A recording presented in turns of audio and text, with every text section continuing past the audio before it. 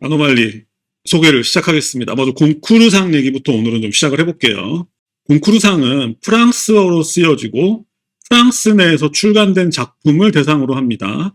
그래서 1년에 한 권을 선정을 하는데 이 상이 프랑스어로 쓰여진 작품만을 대상으로 한다는 단점은 분명히 있지만 이 콩쿠르상의 경우는 정치, 사회, 경제 같은 다른 이슈와는 관계없이 오직 순수한 문학적 성취만을 대상으로 하기 때문에 문학적 측면에서는 노벨상보다 낫다고 평가하고 있습니다. 왜냐하면 이제 노벨상 같은 경우는 정치적 이슈에 민감하기 때문에 때론 그것 때문에 문학적 성취를 놓치는 경우들이 종종 있죠. 참고로 콩쿠르상의 경우는 상금이 없습니다. 하지만 콩쿠르상을 일단 받기만 하면 전 세계적으로 워낙 많이 팔리기 때문에 상금이 없는 건 전혀 문제가 되지 않는다는 얘기를 들었습니다. 그리고 콩쿠르상은 한 작가가 평생 한 번 받을 수 있는데 딱 한 번 예외가 있었죠. 여러분들 좋아하시는 로맨가리가 2번 받았죠. 한 번은 가명으로 받았죠. 이 콩쿠르상은 유행을 따르는 게 아니라 어느 작가가 자기만의 특별한 문학적 실험을 하고 그것에 성공한 경우에 주어지기 때문에 노벨상에 비해서 더 신뢰가 있는 편입니다. 그래서 대다수의 우리나라 독자들도 콩쿠르상 수상 작품의 경우에는 믿고 보는 편입니다. 오늘 소개할 아노말리 또한 2020년 콩쿠르상을 받아서 화제가 되었던 책입니다. 그래서 우리 독자들도 반가운 마음에 책을 구입해서 읽기 시작했는데 그런데 뭔가 이상했던 거죠. 프랑스 작가가 쓴 글이라면 뭔가 예술적이고 독창적인 문장들을 읽게 될 거라 기대했는데 이 책은 많이 달랐던 거죠. 그러니까 예술적인 내용이나 문장은 고사하고 일단 인물 설정부터가 헐리우드 B급 재난영화에서나 볼 법한 자기적이고 유치한 설정들을 사용했기 때문입니다. 그래서 시뮬레이션 이론이고 뭐고를 떠나서 이런 건 한국 독자들이 용서할 수 있는 종류의 문제가 아니었죠. 그래서 아노말리는 화려하게 등장했지만 국내에서는 바로 잊혀지고 말았습니다.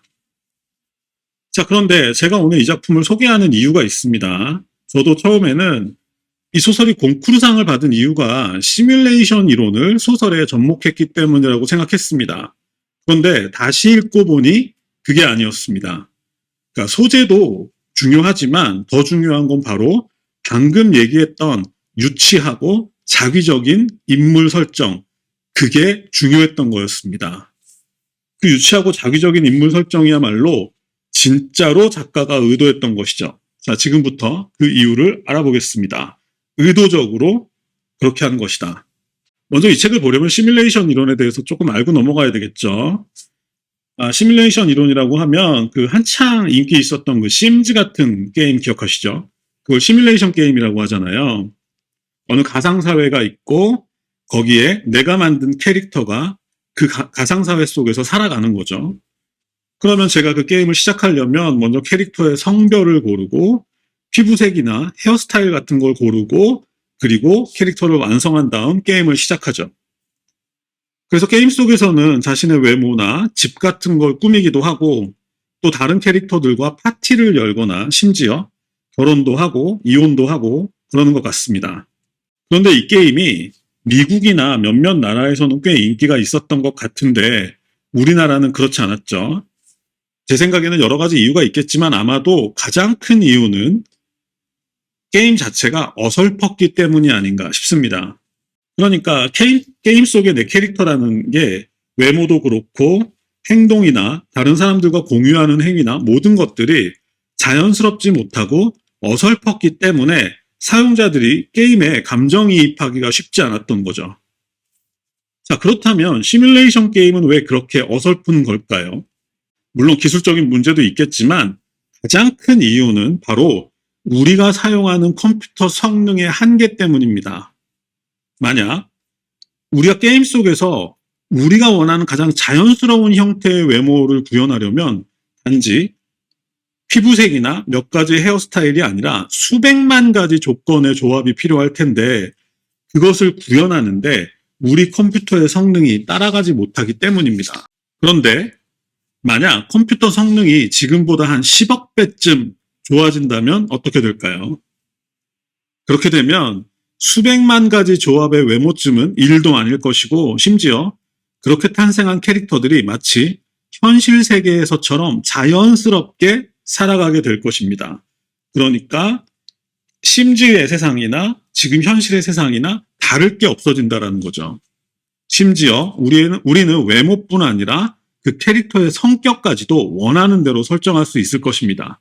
현재는 외모만 설정할 수 있지만 나중 되면 수십만 가지 조합에 그 성격을 조합할 수도 있는 거죠.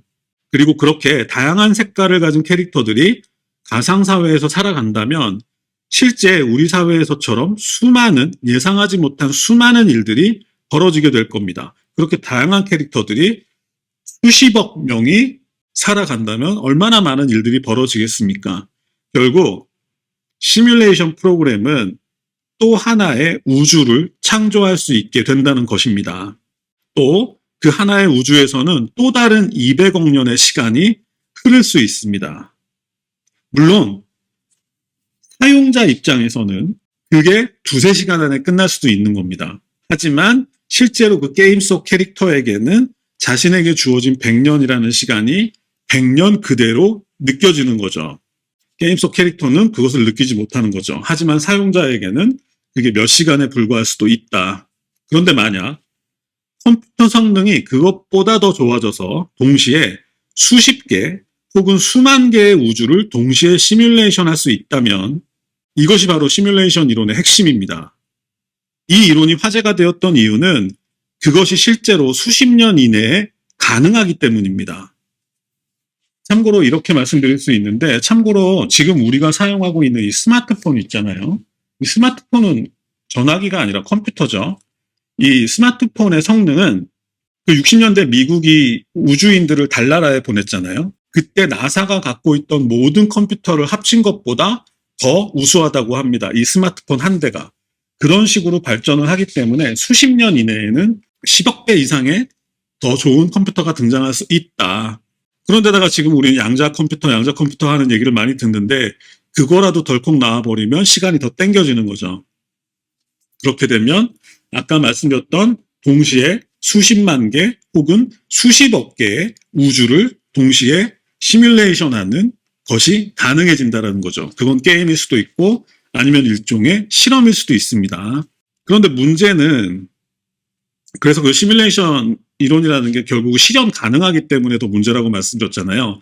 그래서 그것을 통해서 가장 큰 문제가 발생한 게 뭐냐면 이게 이제 중요한 건데 그렇게 시뮬레이션 이론을 적용하면 확률적으로 현재 우리의 삶이 실제일 가능성보다 시뮬레이션 속 프로그램일 가능성이 훨씬 높다는 게 문제가 됩니다.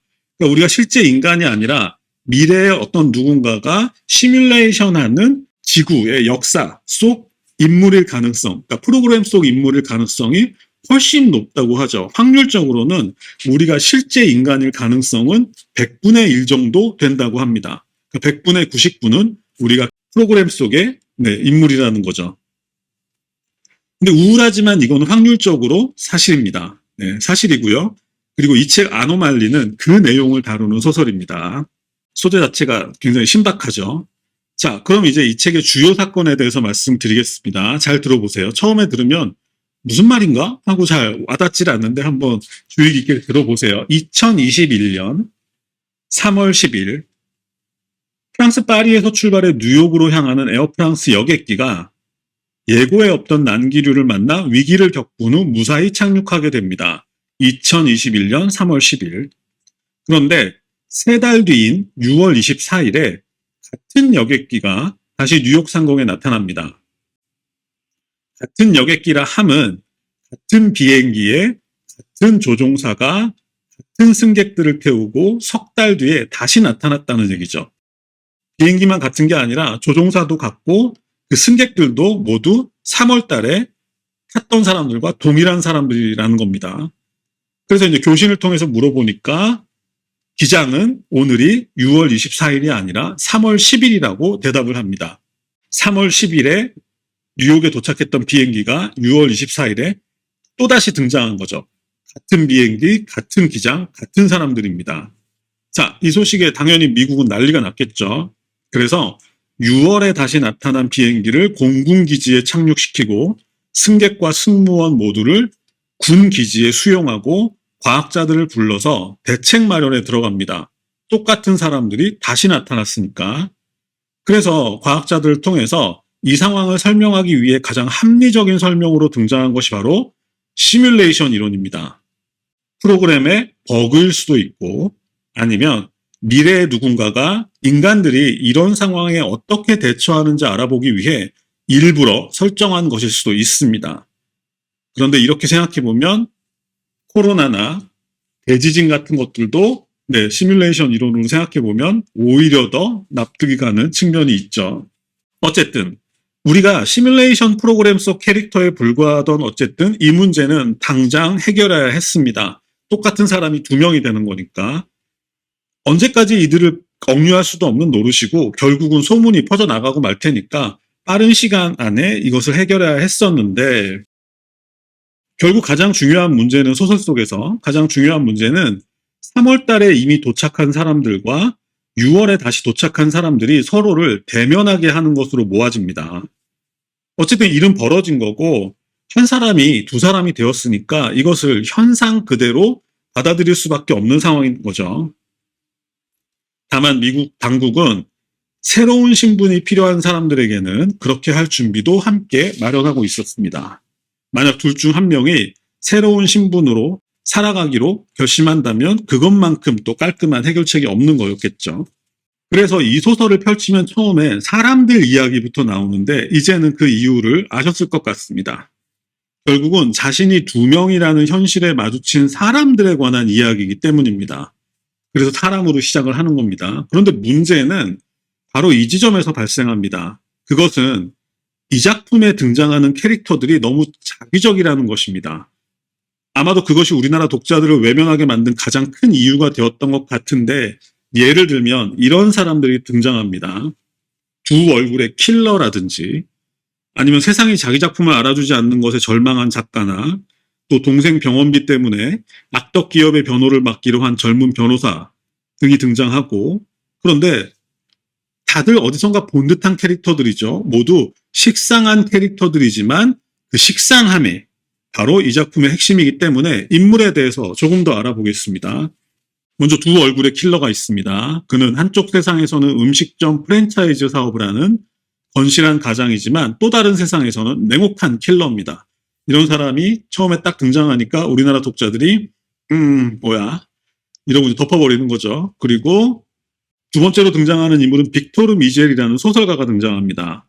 그는 몇 편의 소설을 써서 좋은 평가를 받았지만 책이 팔리질 않아서 현재는 주로 영미권 베스트셀러를 번역하는 걸로 생활을 유지하고 있습니다. 그는 결국 3월에 미국을 방문하고 돌아온 후 자살로 생을 마감합니다. 다음 인물은 리시라는 이름의 30대 초반 싱글맘입니다. 그녀의 직업은 영화 편집자인데 3년 전 어느 파티에서 유명 건축가인 앙드레라는 사람을 만나서 사귀고 있습니다. 하지만 리시는 이 앙드레의 지나친 관심과 배려에 피로감을 느끼고 있고요. 그래서 아마 이 리시는 좀 충동적인 사랑을 추구하는 스타일인 것 같아요. 그래서 결국 3월에 미국을 다녀온 후 리시는 앙드레와 헤어질 결심을 하게 됩니다. 리시의 남자친구인 앙드레는 로맨가리에, 이 책에도 로맨가리라는 이름이 슬쩍 등장하죠. 로맨가리에 이 경계를 지나면 당신의 승차권을 유효하지 않다라는 책을 보신 분이 계실지 모르겠는데 지금 절판된 지 오래돼서 구하기가 힘들지만 이 경계를 지나면 당신의 승차권을 유효하지 않다라는 소설의 내용은 어떤 거냐면 60살쯤 된 남자가 20대 초반의 브라질 모델과 사귀는 얘기예요. 그러니까 이 남자는 항상 전전긍긍하는 거예요. 예를 들어 성적으로 내 여자친구가 나에게 만족하지 못할 거다라는 걸 전제로 전전긍긍하는 내용이 바로 로맨가리의 이 경계를 지나면 당신의 승차권은 유효하지 않다라는 소설의 내용인데 아마 거기서 가져온 것 같습니다. 이 앙드레라는 캐릭터는 마찬가지로 그도 60대에 접어들면서 여러 가지 면에서 부쩍 자신감을 잃기 시작했는데 게다가 앙드레의 여자친구인 리시는 30대 초반이었기 때문에 거의 30살 차이가 나잖아요. 그것 때문에 30대 초반인 리시를 대하는 게 무척이나 조심스러웠고 결국은 그런 앙드레의 태도 때문에 별별 통보를 받게 되는 거죠. 이것은 둘 다 3월의 리시와 3월의 앙드레에 관한 얘기입니다. 다음은 이 비행기의 기장인 데이비드 마클이라는 사람에 관한 이야기입니다. 그는 지난 3월 비행을 마친 후 자신이 췌장암 말기라는 사실을 알게 되었습니다. 결국 항암 치료를 받기 위해 입원했지만 암이 걷잡을 수 없이 퍼져서 사경을 헤매게 됩니다. 다음은 아버지에게 성추행을 당하는 6살 소녀가 등장하기도 하고, 또 그 다음은 동생의 병원비를 마련하기 위해 악덕 기업의 변호를 맡은 젊은 흑인 여성 변호사가 등장하기도 하고, 그리고 그 다음은 나이지리아 출신의 뮤지션이 등장하는데 동성애자였어요. 근데 그는 지난 3월 여행을 한 다음에 노래 한 곡을 썼고 그 노래가 그야말로 대박이 난 거죠. 그러니까 3월에 뮤지션은 대박이 났는데 6월에 뮤지션은 아직 그 노래를 만들지 않은 상태겠죠.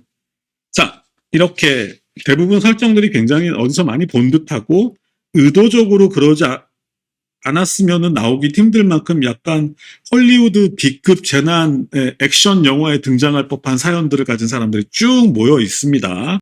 자, 그럼 이쯤에서 이 작품이 곤쿠르상을 받은 이유를 알아보겠습니다. 먼저 앞서 이 작품의 캐릭터 설정이 너무 뻔하다는 얘기를 했었는데 뭐 자기적이다, 식상하다 뭐 그런 얘기를 했었죠. 그러다가 문득 깨달았습니다. 뻔하다. 아까 제가 심지 말씀드렸죠.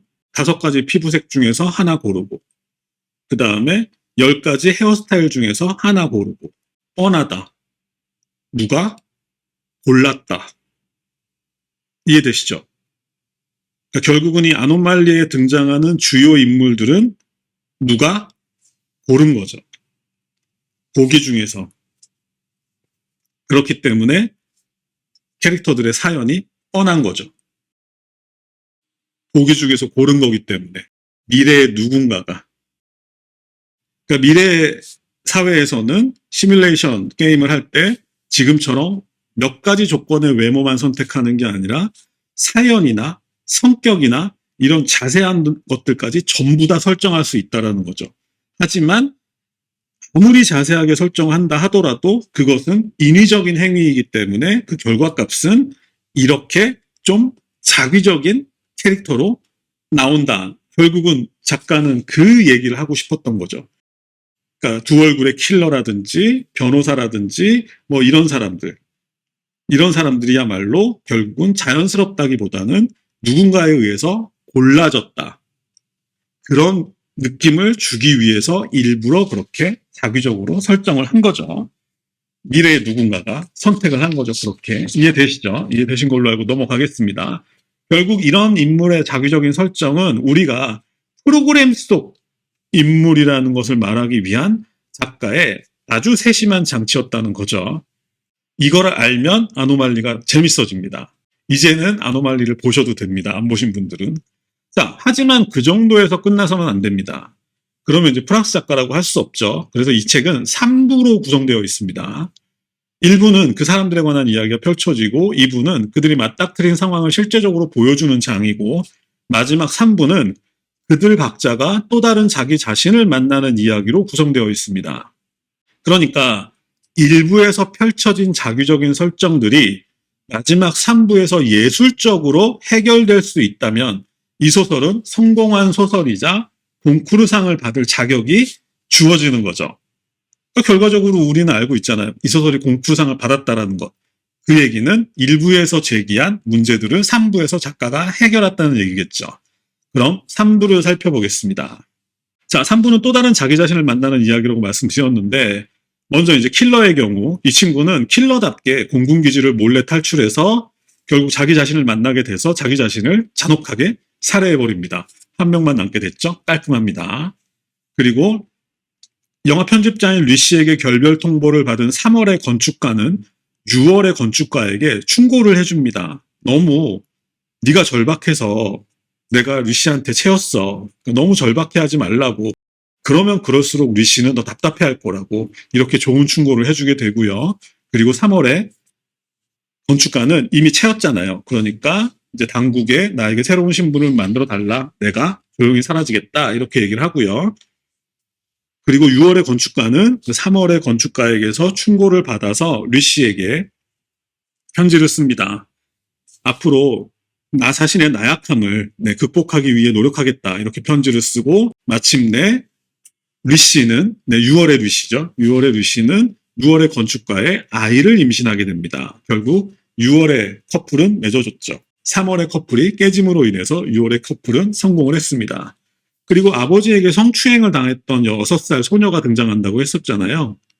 근데 이 나이가 어리기 때문에 이 6살 소녀는 또 다른 자신을 만나는 것에 대해서 거부감이 전혀 없었다고 해요. 그런데 문제는 또 다른 자신과 놀기도 하고 대화를 하다가 문득 비밀이 밝혀지게 됩니다.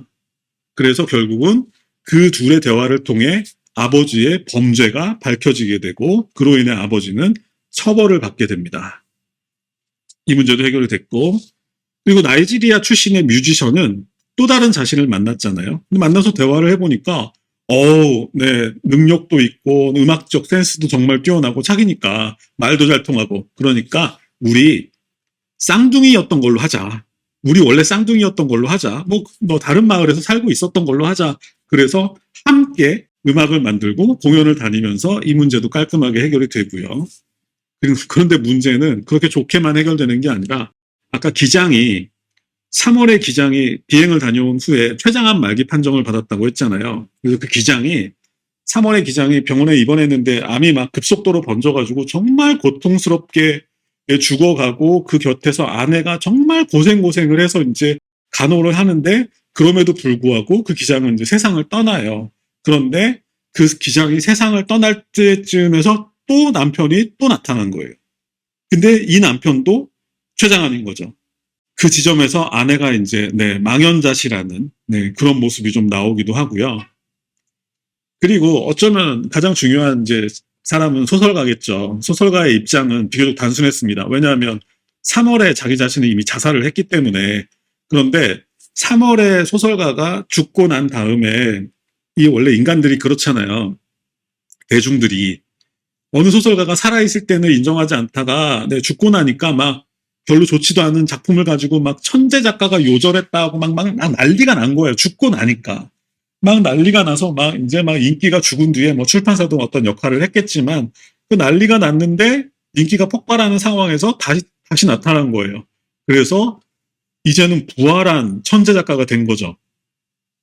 결국 자신이 그토록 원했던 사실은 소설을 써서 먹고 살고 싶었는데 그게 돈이 안 돼가지고 영미권의 베스트셀러를 프랑스 사람들의 영미권의 베스트셀러를 굉장히 무시합니다. 자부심이 워낙 강하기 때문에. 근데 그런 거나 이제 번역해가지고 간신히 먹고 살던 사람이 완전히 부활한 천재 작가가 되어서 그래서 아노말리라는 이름의 책을 하나 발표한다. 이런 얘기가 나오고요. 그 밖에 이야기도 좀 있습니다. 사실은 이 사건이 중국에서도 동일하게 일어났었다는 얘기가 나오고 그러니까 결국 그렇게 보면 결국 이 사건은 프로그램 버그라기보다는 미래의 누군가가 이런 상황에 인류가 어떻게 대처하는지를 알아보기 위해 일부러 그런 재난을 끼워 넣은 것 같습니다. 그리고 여기서 제일 황당한데 이제 책이 끝나갈 무렵에 마지막에 아까 3월에 나타났고 6월에 나타났다고 했잖아요.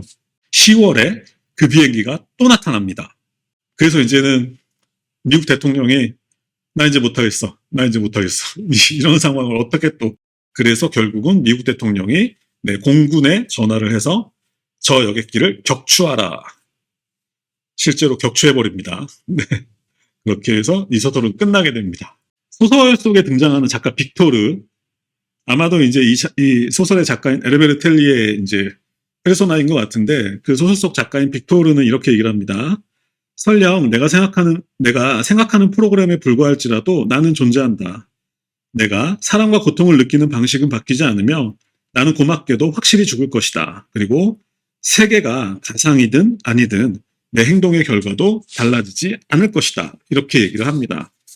결국은 어제 이에스도님께서 말씀하신 것처럼 프로그램이든 아니든 어쨌든 우리는 인간이라는 거고 이쯤에서 예전에 소개했던 가지오 이시구로의 나를 보내지 마 기억나시죠? 복제인간도 인간이다. 이렇게 우리가 프로그램 속의 인물에 불과할지라도 우리가 인간처럼 생각하고 인간처럼 느낄 수 있다면 우리에게는 이것이 인간의 삶이다. 이렇게 작가는 아주 깔끔하게 결론을 내주고 있습니다.